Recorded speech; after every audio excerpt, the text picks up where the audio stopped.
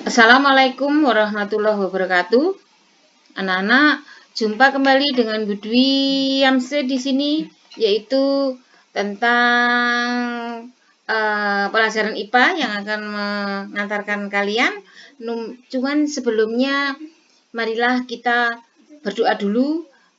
Semoga apa yang kita laksanakan hari ini bisa bermanfaat bagi kehidupan kita di kemudian kelak. Ya, baik anak-anak, sikap sempurna. Berdoa menurut agama dan keyakinan kita masing-masing. Dimulai.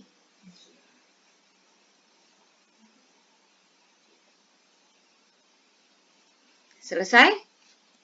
Baik anak-anak, untuk materi hari ini yaitu tentang klasifikasi materi dan perubahannya.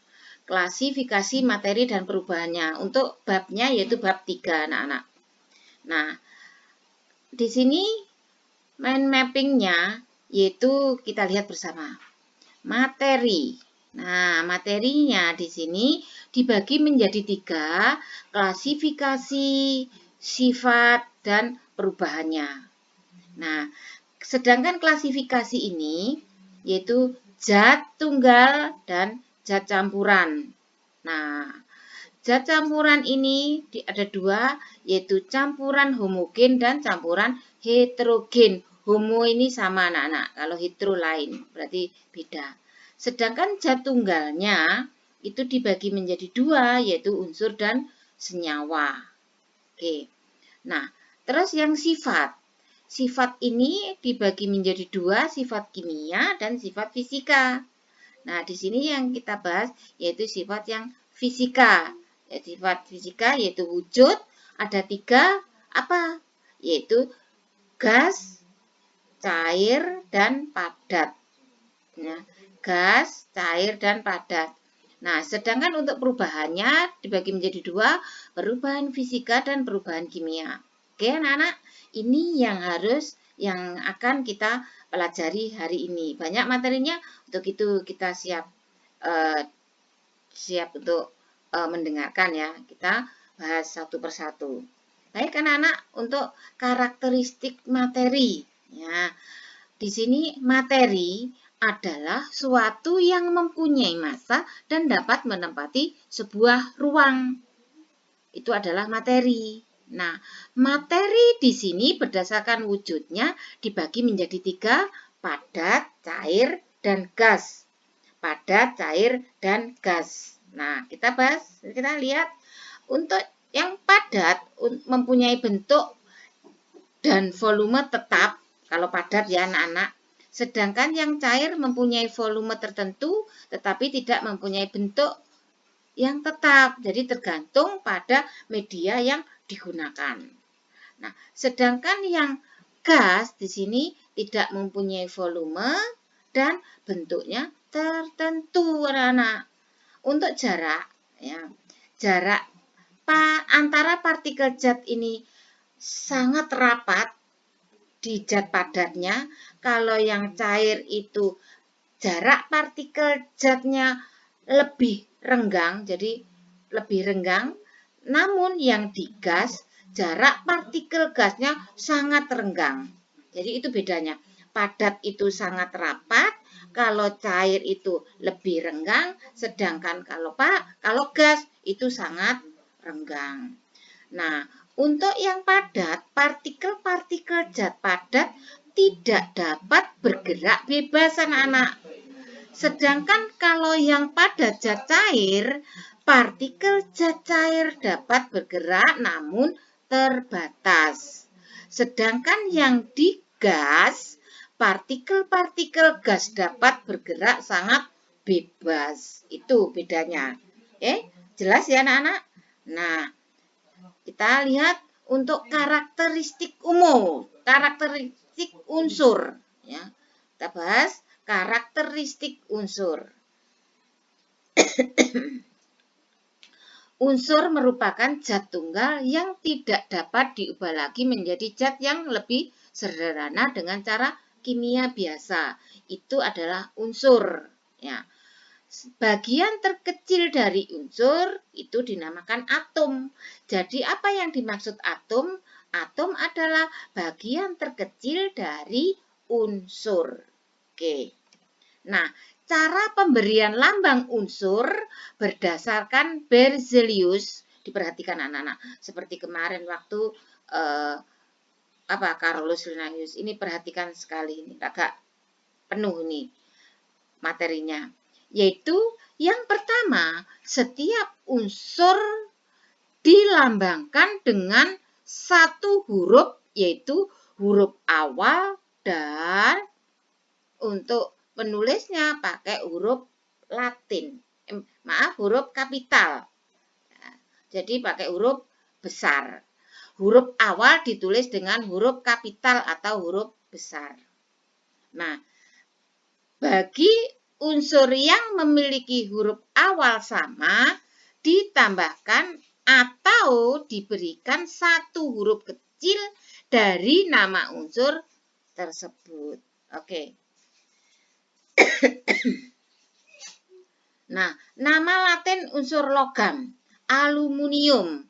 Nama Indonesianya aluminium, untuk lambang unsurnya A besar, L kecil. Aurum, emas, yaitu A besar sama U, itu lambang unsurnya. Argentum, itu nama Indonesianya perak, yaitu unsurnya A besar sama G. Kalsium, kalau nama Latinnya pakai C, sedangkan nama Indonesianya kalsium pakai huruf K biasa. Untuk lambang unsur yaitu C besar sama A. Cuprum, yaitu tembaga anak-anak. Lambang unsurnya C besar sama U. Sedangkan ferrum itu adalah besi Indonesianya. Untuk lambang unsurnya F besar sama E. Nah, natrium anak-anak. Natrium sama Indonesianya, lambang unsurnya N besar sama A. Sedangkan plumbum itu adalah timbal, lambang unsurnya adalah P besar sama B.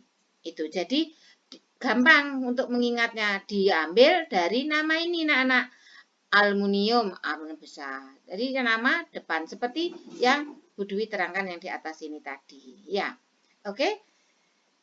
Kita untuk selanjutnya nama Latin unsur non-logam. Nah, oksigen, nama Indonesianya oksigen, lambang unsurnya O besar, tulisannya O besar. Kalau hidrogen, Indonesianya sama hidrogen, anak-anak, cuma lambang unsurnya pakai H besar. Karbon, karbon sama, cuma kalau pada Latinnya itu pakai C kan-nya, kalau di Indonesianya pakai K, yaitu lambang unsurnya pakai C besar. Sulfur, nah ini adalah belirang, di mana lambang unsurnya pakai S besar. Kalau yang di bawahnya Phosphorus, fosfor, yaitu lambang unsurnya P besar. Nitrogen, sama nitrogennya, lambang unsurnya huruf N besar. Oke. Iodium, itu adalah iodin, pakai lambang unsur yaitu I besar. Nitrogenium, yaitu nitrogen, lambang unsurnya pakai N besar. Ya, kalau kalian menghafal huruf Latinnya gampang untuk mengingat atau mengingat ataupun memberi nama dari lambang unsur tersebut. Karena apa? Karena diambil huruf pertamanya itu. Untuk unsur logam dan non-logam ini anak-anak, yaitu ada perbedaan unsur logamnya dan non-logam. Baik, kita simak bersama. Nah, untuk logam, ya, ini wujud padat, ya, pada suhu kamar kecuali raksa. Itu kalau logam. Sedangkan non-logam ada yang berwujud padat, cair, dan gas. Nah, untuk logam dapat ditempa, dapat direnggangkan. Sedangkan pada non-logam itu bersifat rapuh dan tidak dapat ditempa. Ya. Kalau logam itu konduktor listrik dan panas, sedangkan non-logam itu adalah non-konduktor kecuali grafit. Itu bedanya. Oke. Baik, kita teruskan. Nah, untuk unsur logam dan non-logam di sini ada kegunaannya anak-anak. Nah, nama unsur natrium simbolnya N besar A kecil itu kegunaannya untuk apa? Yaitu untuk bahan membuat lampu natrium dan senyawanya digunakan untuk garam dapur. Ya. Sedangkan strontium di mana simbolnya S besar dan R. Senyawa yang digunakan untuk membuat warna merah kembang api di sini ya. Terus magnesium itu nama simbolnya M besar sama G kecil. Itu kegunaannya untuk panduan digunakan untuk bahan pesawat. Sedangkan iodin simbolnya I besar bahan untuk antiseptik dan senyawanya digunakan untuk garam beriodium. Nah, untuk karakteristik senyawa dan campuran sekarang anak-anak. Nah, senyawa merupakan zat tunggal yang diuraikan menjadi dua jenis atau lebih sederhana dengan cara kimia. Nah, contoh zat yang termasuk senyawa yaitu air. Nah, air itu adalah H2O. Nah, di sini adalah hidrogen dan oksigen ini. Oke. Sedangkan garam dapur itu NaCl itu adalah natrium plus klorin. Sedangkan air sabun NaOH itu adalah natrium plus oksigen dan hidrogen. Jadi ini harus kamu hafalkan, harus kamu tahu ya, harus dimengerti. Oke ya anak-anak.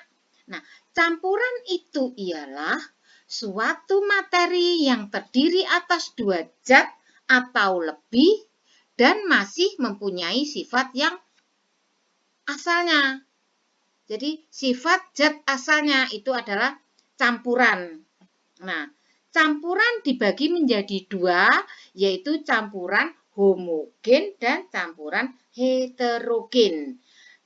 Campuran homogen ini terdiri dari dua atau lebih senyawa yang sama. Homo itu sama, anak-anak.